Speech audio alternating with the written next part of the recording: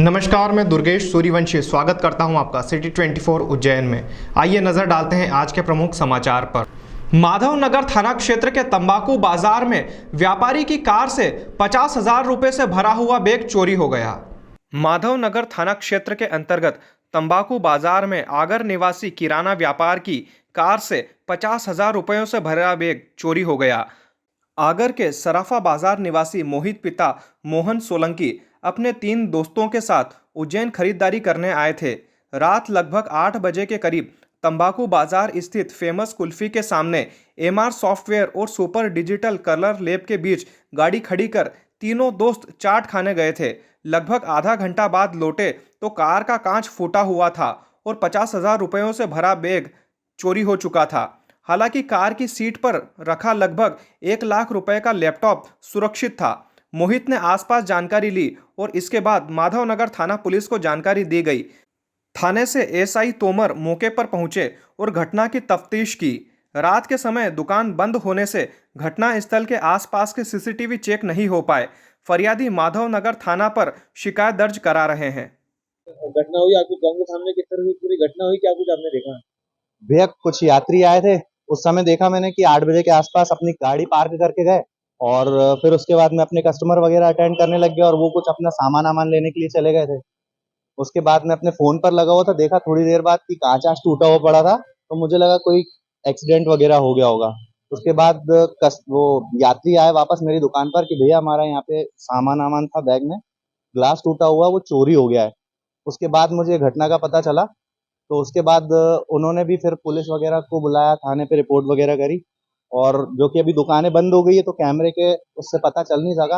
अब जो भी पता चलेगा वो सब सुबह पता चलेगा। थे ये और कितना लगभग तुमके बेटा चोरी हुआ? ये भैया शायद आगर का बता रहे थे ये लोग और बोल रहे थे बैग में इनके कुछ 50,000 थे और जबकि उसके पास में उनका लैपटॉप का बैग वगैरह भी था और भी दूसरे अन्य सामान थे, तो वो नहीं लेके गए, बस उनका पैसे का बैग लेके गए वो। मेरा नाम रुपेश बोगल। महिदपुर विधानसभा क्षेत्र से कांग्रेस के प्रत्याशी दिनेश जैन बोस ने ग्रामीण क्षेत्र में जनसंपर्क किया। इस दौरान उन्हें जनता का आशीर्वाद प्राप्त हुआ। 18 साल से काबिज भारतीय जनता पार्टी की सरकार को उखाड़ फेंकने के लिए इस बार कांग्रेस ने उज्जैन जिले में टिकट वितरण के दौरान महिदपुर से शिक्षित इंजीनियर युवा दिनेश जैन बोस को प्रत्याशी बनाया है। खास बात यह है कि दिनेश जैन बोस को उनके साथ इस बार विधानसभा चुनाव में दावेदारी कर रहे मजबूत पकड़ रखने वाले नेताओं रणछोड़ त्रिवेदी और जीतू मंडोरा व प्रताप सिंह गुर का भी समर्थन और साथ मिल रहा है। इस बार कांग्रेस ने उज्जैन जिले में एकता से चुनाव लड़ने के लिए प्रयास किया है। महिदपुर विधानसभा में दिनेश जैन बोस ने बुधवार को खेड़ा खजूरिया घोंसला में प्रचार किया। यहाँ पर आम मतदाताओं से उन्होंने लाड़ प्यार और स्नेह मिल रहा है। महिदपुर की जनता इस बार बदलाव चाहती है।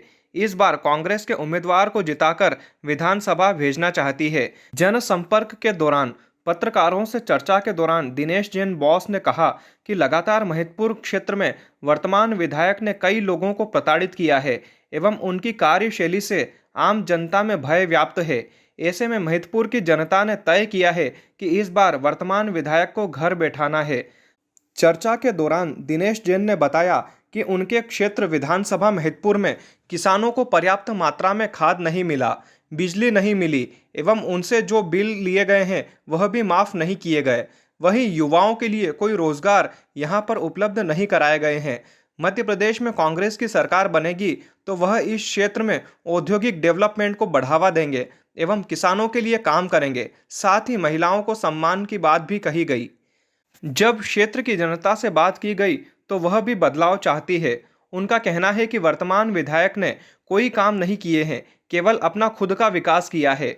ग्राम खेड़ा खजूरिया घोंसला जगोटी में जिला पंचायत सदस्य जीतू मंडोरा के नेतृत्व में गांव के लोगों ने दिनेश जैन बोस को अपार प्रेम दिया। उनका जगह जगह साफा पहनाकर स्वागत किया गया। वहीं जिला पंचायत सदस्य जीतू मंडोरा ने बताया कि इस बार कांग्रेस की सरकार स्पष्ट बहुमत से बन रही है और महिदपुर में भी कांग्रेस की जीत होगी। इस दौरान उनके साथ अरुण बुरड़, गजराज सिंह, धन सिंह बापू, संजय वर्मा, रवि जायसवाल, गणपत सिंह आदि कांग्रेस जन उपस्थित रहे। धन से कांग्रेस कार्यकर्ता जुटा हुआ है को जिताने पूरा एकजुट होकर जो 20 साल का शिवराज सिंह का 18 साल का शिवराज सिंह का शासन है और 15 साल से जो एक विधायक यहाँ पे कुंडली मार के जो लोकप्रिय नहीं है, जो पिछली गलतियाँ कांग्रेस की हुई उसके कारण 15 साल से जो जनप्रतिनिधि यहाँ है, इस बार सबने ठाना है कार्यकर्ताओं के अलावा पब्लिक और जो मतदाता है, आम मतदाता चाहता है कि परिवर्तन हो और यहाँ से कांग्रेस हज़ारों हज़ार वोट से विजय होके भोपाल जाए, क्योंकि सरकार भी कमलनाथ जी की बन रही है। ये सोशल मीडिया से और जो परिवर्तन की हवा है वो पूरे महिदपुर विधानसभा में है और हम निश्चित इस बार चुनाव जीत रहे हैं। सत्ता परिवर्तन चाहता है महिदपुर इस बार। हम जब घर घर पे जा रहे हैं तो कमलनाथ जी की योजनाओं का काफ़ी प्रभाव पड़ रहा है और यहाँ पे बहादुर सिंह चौहान के द्वारा जो कार्य किए गए हैं, अभी तक बीमा नहीं मिला है, इसकी भू माफिया, खनन माफिया, इनकी दादागिरी, ये यहाँ पे बड़े मुद्दे हैं और इन्हीं के ऊपर हम चुनाव लड़ रहे हैं। रसोई में सब्जियों का जायका बढ़ाने और साथ ही साथ थाली में परोसे जाने वाला प्याज अब आम आदमी की थाली से दूर होता जा रहा है। एक्सपोर्ट ड्यूटी 40% होने के बावजूद भी देश के बाहर प्याज की सप्लाई होने की वजह से हमारे यहाँ भी प्याज के स्टॉक में भारी कमी आ गई है। इसका सीधा असर प्याज के दाम पर पड़ रहा है। इसी वजह से 10 से 15 दिनों के भीतर ही प्याज के भाव दोगुना से भी अधिक हो गए हैं। व्यापारियों की माने तो आने वाले दिनों में प्याज के दाम 100 रुपये किलोग्राम तक पहुंच सकते हैं।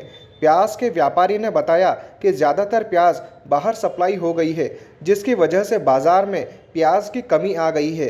खेरची बाज़ार में अच्छी क्वालिटी के प्याज के दाम करीब 15 दिनों के भीतर ही 30 से 35 रुपये किलोग्राम से बढ़कर 70 रुपये किलोग्राम तक पहुंच गए हैं। थोक में इनके दाम 50 से 52 रुपये किलोग्राम है। वहीं मीडियम क्वालिटी का प्याज भी बाज़ार में अब 50 से 60 रुपये प्रति किलोग्राम बिक रहा है। इसके दाम कुछ दिनों तक और 25 से 30 रुपये किलोग्राम थे। थोक में इसके भाव 45 से 50 रुपये किलोग्राम हो गए हैं। पहले 2 दिन पहले 50 रुपये बिक रहा था, आज वही प्याज 40 रुपये बिक रहा है। 10 रुपये की मंडी है। क्या कारण है प्याज के रेट बढ़ रहे कर रहे हैं, क्या कारण? थोड़ी आज क्या है, आवक ज़्यादा बढ़ी है 2 दिन पहले से, आज आवक थोड़ी ज़्यादा है। ये प्याज के रेट क्यों बढ़ रहे थे, क्या कारण था पहले? वो बांग्लादेश की बॉर्डर के कारण हो सकता है। वो पहले 27-28 तारीख को बता रहे थे बॉर्डर खुली थी, और अब क्या है कि स्टाम्प जैसे मोदी ने भी 80% कर दिया। पहले वो था 30%, 40%, अब तो 80% करता है। इसके कारण भाव बढ़े, वृद्धि हो गई इसके कारण। क्या नाम है आपका? 80% लगी ना। क्या नाम है आपका? जितेंद्र आजना। कहाँ से आए हो? विनायक से गाँव। फिलहाल वक्त हो गया है एक ब्रेक का, मिलते हैं ब्रेक के बाद।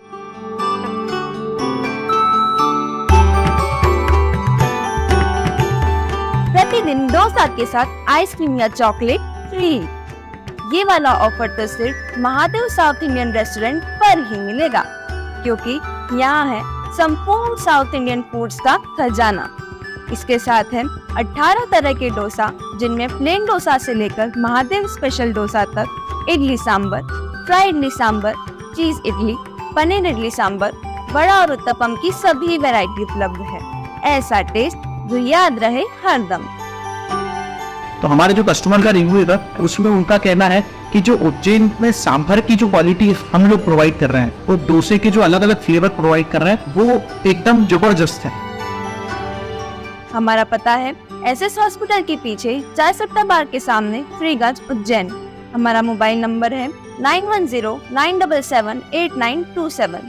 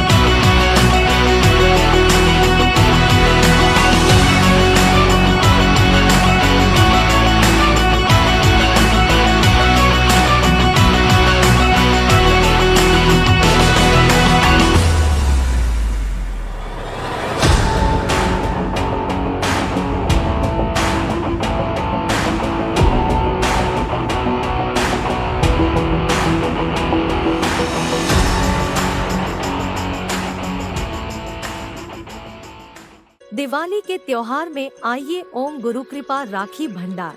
यहाँ आपको मिलेगा दिवाली पर सारा सजावट का सामान एक ही स्थान पर, वो भी उज्जैन शहर में सबसे उचित मूल्य पर।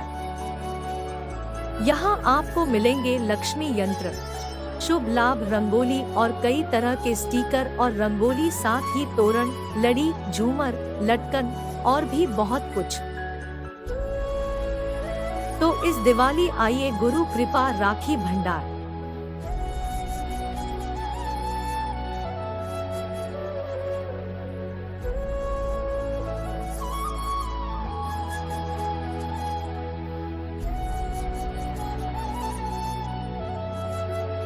पता 8 बड़ा Teliwada, Mohan talkies road, Kalidas school के पास, उज्जैन। मोबाइल 9098858899। ब्रेक के बाद पुनः आपका स्वागत है। चलिए बढ़ते हैं अगले समाचार की ओर। जिले में बदलते मौसम के कारण डेंगू लगातार अपने पैर पसारता जा रहा है। डॉक्टर्स एवं विशेषज्ञ घरों में जमा पानी को साफ करने की बात कह रहे हैं। शीत ऋतु आ गई है।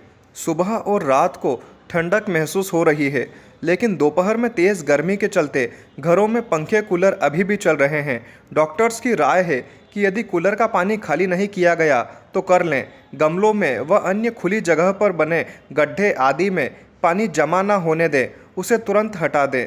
ये डेंगू के लिए सुरक्षित स्थान होता है। डेंगू इन दिनों खासकर ग्रामीण अंचलों में जमकर पैर पसार रहा है। देखिए, यह मलेरिया के लिए, डेंगू के लिए एक पिकअप समय होता है। वर्षा काल में, वर्षा में तो इसके लार्वा बह जाते हैं, लेकिन अभी जो रुका हुआ पानी है और ख़ासकर अपने घरों में अपन इकट्ठा कर लेते हैं पानी, तो जो साफ पानी है, कूलर है, फ्रीज है, पक्षी दाना पात्र है, ऐसे पशु पात्र है, ऐसे साफ पानी में एडिज के लार्वा हमको मिलते हैं। अगर वो इन्फेक्टेड हैं तो इन्फेक्शन फैलेगा, है ना, मलेरिया और डेंगू फैलेगा। अभी जो चल रहा है ये 2 महीने का पिकअप समय होता प्रतिवर्ष। इस बार तो बहुत कंट्रोल में है। उज्जैन में मात्र अभी 35 केस डिटेक्ट हुए हैं डेंगू के, और रोज़ कभी 0 भी रहता है, कभी 2 टेस्ट लगते हैं, कभी 5 टेस्ट, ऐसा कोई ज़्यादा नहीं। अब चूँकि उज्जैन एक दर्शनीय स्थल है तो यहाँ से बाहर के यात्री बाहर ज़्यादा आ रहे हैं, तो उन लोगों का बुखार आया तो हमारे चरक में या कहीं प्राइवेट नर्सिंग होम में कहीं भी चेकअप कराते तो उनका सैंपल कलेक्शन करके, हमारे डॉक्टर लोग उसको सैंपल कलेक्शन करके चरक में पहुंचाते, जिसमें एलाइजा टेस्ट होता है। अगर उसमें पॉजिटिव आता है तो हम उसको, अगर बाहर का है तो रिफ़र करते हैं, और यहाँ स्थानीय जहाँ भी रुका तो वहाँ पर हम एंटी लार्वाल दवाई का छिड़काव करते हैं। मरीजों का, आसपास के घरों का ब्लड स्लैग, आरडी किट से जांच, बुखार की जांच, सघन फीवर सर्वे और सघन लार्वा सर्वे हम करते हैं। और कंटिन्यूशन में हाथों हाथों कार्यक्रम होता है। सुबह हम डेली करते हैं कार्यक्रम। बताएं व्यवस्था क्या रखना चाहिए? देखो, इसमें के सावधानी ही सुरक्षा है। आप जैसे पानी में, स्वच्छ पानी को ज़्यादा कलेक्ट मत करो। कूलर चेक करते रहिए, फूलदानी है वो चेक करते रहिए, फ्रिज चेक करते रहिए। जो पानी उसमें कलेक्ट नहीं हो, हर दूसरे दिन रुका हुआ पानी इसको आपको ढोल दें या साफ कर लें, छान दें अगर पानी कमी है तो। ये इसका सही बचाव है। इसके लार्वा को मारना ही इसका उपाय है। इसके सिम्टम्स कितने दिन में दिखाई देते हैं? जैसे डेंगू के अगर आपको इन्फेक्शन हुआ है तो 7 दिन के बाद ये फीवर आना शुरू हो जाएगा आपको, 7 से 12 में कई लक्षण ऐसे होते हैं। कितने समय तक रहता है ये देखो, अगर 5 दिन तक बुखार रहेगा तो आपको डेंगू का टेस्ट हम लगाते हैं, जिसको एलाइजा टेस्ट बोलते हैं। नहीं तो वायरल फीवर भी चल रहा है, उसमें भी ऐसे ही होता है। सामान्य इसका इलाज डॉक्टर लोग करते हैं। मेरा नाम महेश गौड़ है, मैं मलेरिया इंस्पेक्टर हूँ और सहायक जिला मलेरिया अधिकारी के चार्ज में हूँ। विधानसभा निर्वाचन के अंतर्गत मतदान कर्मियों ने अपना प्रशिक्षण प्राप्त करते हुए मतपत्रों के माध्यम से अपने मताधिकार का प्रयोग किया। उज्जैन जिले की 7 विधानसभा क्षेत्रों के मतदान कर्मियों का अलग अलग स्थानों पर मास्टर ट्रेनर्स के द्वारा प्रशिक्षण 6 नवंबर से प्रारंभ हुआ। कलेक्टर एवं जिला निर्वाचन अधिकारी कुमार पुरुषोत्तम ने प्रशिक्षण स्थल पर पहुंचकर प्रशिक्षण ले रहे मतदान कर्मियों के निर्देश दिए कि मतदान कर्मी निर्वाचन की बारीक प्रक्रियाओं को गंभीरतापूर्वक सीखें। प्रशिक्षण के बाद 4 बजे से शाम 6 बजे तक मतदान दलों के कर्मियों ने डाक मतपत्र से विधिवत मतदान किया। यह प्रशिक्षण 9 नवंबर तक दिया जाएगा। देवास रोड स्थित विक्रम विश्वविद्यालय परिसर में स्वामी विवेकानंद इंजीनियरिंग कॉलेज में उज्जैन उत्तर एवं उज्जैन दक्षिण विधानसभा क्षेत्र के मतदान दलों का प्रशिक्षण और वोटिंग की गई। इसी तरह माधव साइंस कॉलेज में विधानसभा निर्वाचन क्षेत्र बड़नगर एवं घटिया के मतदान कर्मियों को मास्टर ट्रेनर द्वारा प्रशिक्षण दिया गया। प्रशिक्षण उपरांत शाम 4 बजे से 6 बजे तक मतदान कर्मियों ने डाक मतपत्र से अपने मताधिकार का उपयोग किया। विधानसभा निर्वाचन के अंतर्गत नरवर के विद्यालय में मतदाता जागरूकता हेतु मानव श्रृंखला बनाई गई। आगामी विधानसभा निर्वाचन 2023 के अंतर्गत मतदान का प्रतिशत बढ़ाने और मतदाताओं को जागरूक करने के लिए जिले में निरंतर स्वीप के अंतर्गत गतिविधियां आयोजित की जा रही है। इसी कड़ी में गत दिवस नरवर के शासकीय उच्चतर माध्यमिक विद्यालय के बच्चों द्वारा मतदान हेतु मानव श्रृंखला बनाई गई और मतदान की अपील की गई। कलेक्टर और जिला निर्वाचन अधिकारी कुमार पुरुषोत्तम ने बताया कि मतदान का प्रतिशत बढ़ाने के लिए नवाचार किए जा रहे हैं ताकि अधिक से अधिक मतदान किया जा सके। चुनाव को लेकर स्वीप गतिविधियाँ की जा रही ताकि अधिक से अधिक वोटिंग परसेंटेज बढ़ पाए सर। पिछले बार जो उज्जैन ज़िले में शहरी जो 2 विधानसभा हैं इनको छोड़कर बाकी जगह मतदान का प्रतिशत काफ़ी अच्छा था। शहरी क्षेत्र में औसत से कम था। हम लोगों ने कुछ ऐसे मतदान केंद्र चिन्हित किए हैं जहाँ पे मतदान कम हुआ है और एक तो वहाँ पे गतिविधियाँ संचालित की जा रही हैं। आरओ हर जगह ऐसी बैठकें पहले कर चुके हैं। इसके अतिरिक्त मतदाताओं को जागरूक करने के लिए आपने देखा होगा नरवर में कार्यक्रम हुआ, विंटेज रैली हुई और इस तरह के बहुत सारे कार्यक्रम जागरूकता फैलाने के लिए किए जा रहे हैं। मैंने अपनी तरफ से एक अपील भी सभी घरों में जहाँ कम मतदान हुआ था जारी की है, जहाँ मैंने अनुरोध किया है मतदाताओं से कि आप तो खुद वोट डालें ही, अपने आसपास के पड़ोसियों को, अपने मित्रों को, परिवार के लोगों को भी प्रेरित करें। लोकतंत्र की खूबसूरती और मतलब यही है जब लोग अधिक से अधिक संख्या में मतदान करें और निर्वाचन आयोग की भी मंशा है, उसी के पालन में हम लोग ये कार्रवाइयाँ कर रहे हैं। जिला अस्पताल के वार्ड से बिजली चोरी करने का मामला सामने आया है। घटना को लेकर प्रशासन द्वारा पुलिस में कंप्लेंट करने की बात की जा रही है। उज्जैन के शासकीय जिला अस्पताल के पीछे सरकारी भवन निर्माण का काम चल रहा है। ऐसे में वहां के ठेकेदार द्वारा अस्पताल के डीवीडी वार्ड से बिजली चोरी करने का मामला पूर्व में भी सामने आया था, जिस पर अस्पताल के लाइनमैन द्वारा उन्हें समझाइश दी गई थी। इस बार फिर उन्होंने डीवीडी वार्ड से हेकड़ी डालकर बिजली चोरी की, जिस पर लाइनमैन ने उन्हें दोबारा रंगे हाथों पकड़ लिया और वरिष्ठ अधिकारियों को इस बारे में जानकारी दी गई।